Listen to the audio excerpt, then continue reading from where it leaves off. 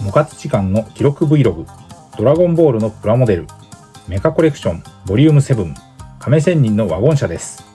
塗装編その2、ワゴン車残りのパーツとブルマのロマンティック戦闘機編。パーツを水性アクリル塗料でフリーハンド筆塗り、ペイント記録 Vlog です。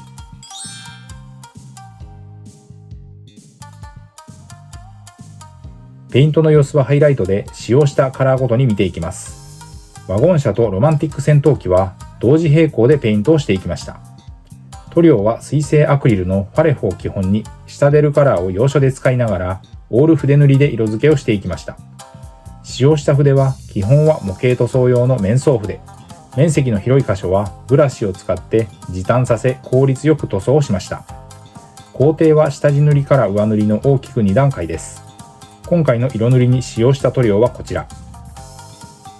ベースとして色分け塗装する箇所にまずファレホのモデルカラーホワイトグレーを塗りました。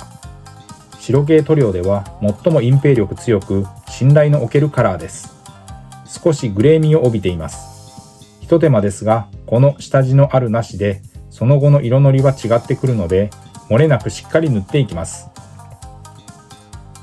ワゴン車の残りのパーツの色分け箇所に面相筆で丁寧に、そして戦闘機の方は全塗装になるので平筆で一気に塗りました。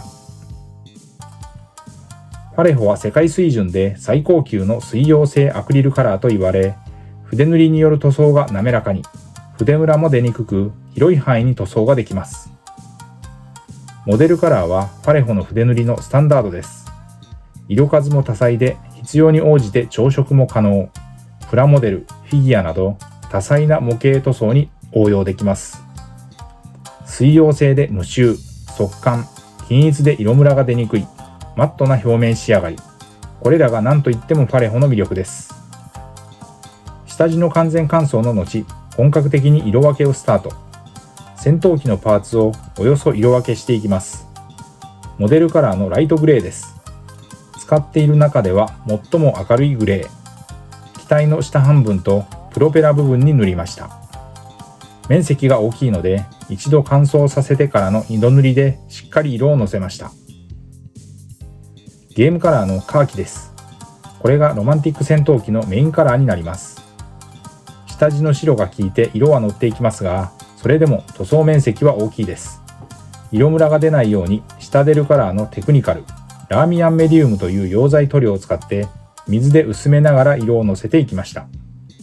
ファレホの隠蔽力が強いのは顔料の含有量、比率が高く設計されているということと、その粒子一つ一つが細かく、そのため均一に塗れるという特性を持っていることによります。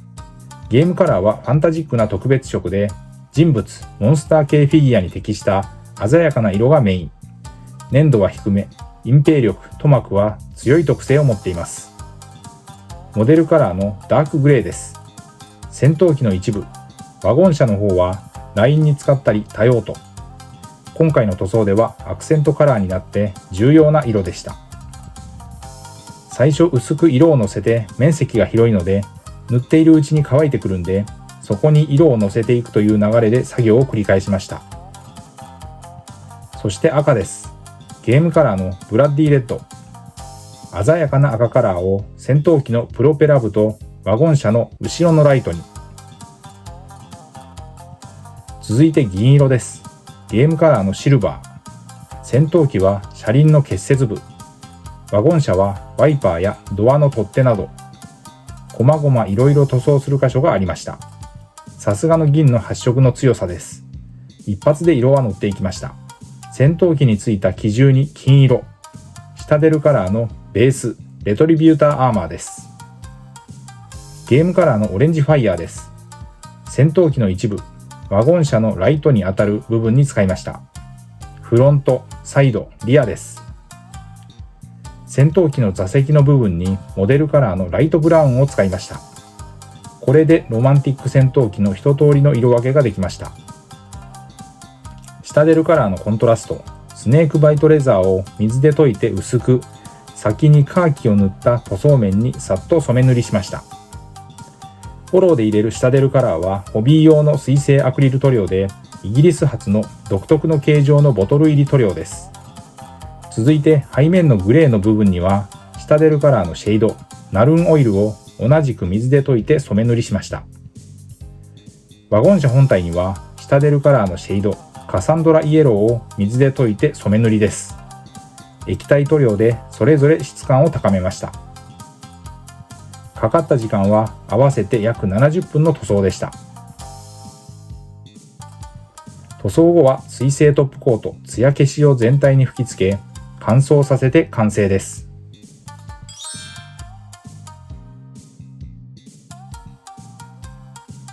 色塗り終わったパーツを組み上げます。4人のキャラクターが乗った状態の基板パーツに側面からワゴン車のボディを取り付けていきます。メカコレクションは全7キット。このキットは2017年に発売されました。続いてバンパーがついたフロント部分を接続。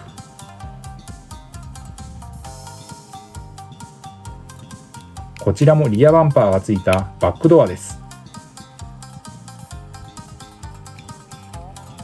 そしてルーフをジョイントします。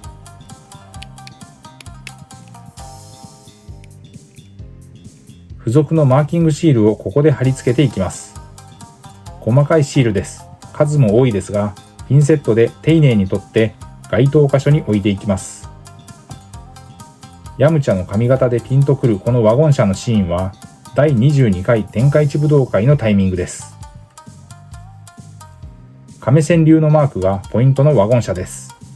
亀仙人が所有のカプセルコーポレーション製のワゴン車。リアウィングスポイラーを装着して安定した走行。4人で使用しても車内空間は広々しています。ボディカラーは明るいサンイエロー。サンルーフがついています。運転席に亀仙人。助手席はヤムチャが座ります。後部シート席は2人掛けで、今回のキットでは悟空とクリリンが乗っています。往年のコミックスに登場したドラゴンボールメカを手のひらサイズで全7巻集められるというのがコンセプト。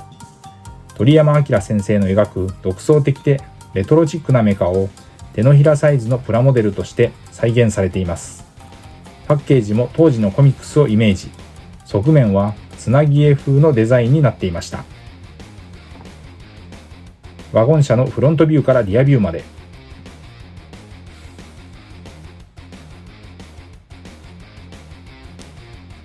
そして戦闘機ですが、こちらは組み上がっているので、前面のシャークティースのシール3枚の貼り付け。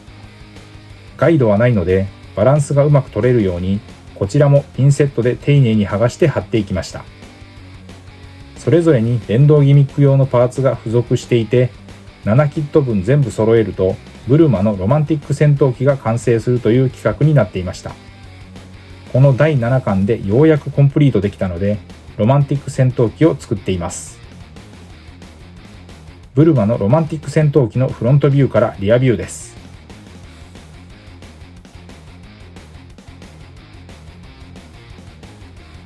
これで亀仙人のワゴン車と電動ギミック規格のブルマのロマンティック戦闘機が完成。合わせてフロントビューからリアビューです。ということで今回はドラゴンボールメカコレクションボリューム7亀仙人のワゴン車塗装その2、前回に引き続いてのフリーハンド筆塗りで亀仙人のワゴン車とロマンティック戦闘機が完成しました。ご視聴ありがとうございました。次回の動画をお楽しみに。